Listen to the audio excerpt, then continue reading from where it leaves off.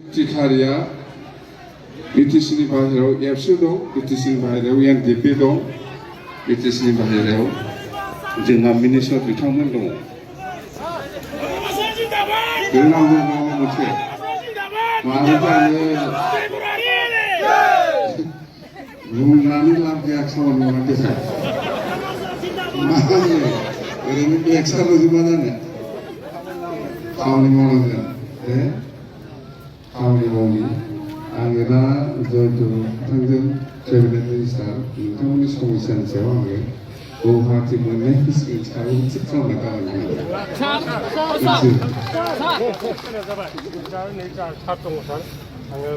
नोंसोरबो थिग थानांगोन जोंबो थिग आंल' थाबा जानाय नङा नोंसोरबो थिग थानांगोन मिथिबाय बेखौ माबानो सोंदोंना डिब्रुगढ़ मुलुगसोलोंसालिया माला बेखौ माबानो सोंदोंना जोंना मा होनो जिखुन बर'आव सोंदोंना आं गासिबो सोलियोथार सार नोङो माबा मोनसे खालामनो हागोन जागोन नों बुंबायथ' सोंगोन आङो दे जोंना मुलुगसोलोंसालियाव जे मोनसे जाबाय आं मावो सिमेन्टनि फैबावगोन आङो समय बिराद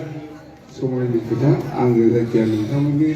जिथु समस्याफोर आङो मिथिखाबाय आङो रायज्लायगोन सनमान होगोन आं जोंनि बिटिसिनि बाहेरानि थानाय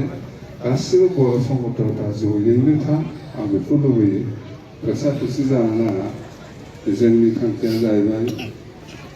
मा खालामनाय मिथिगौ आसामखौ सासन खालामनाय सार बेना जाथारसै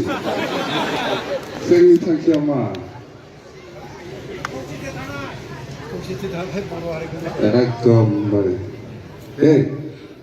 गासिबो मिथिखागौ उनाव फैबावसै गोबाव खालामला जायखिया समस्या समाधान जाबानो जाबाय नङा होमबा थिग আছে थेंक इउ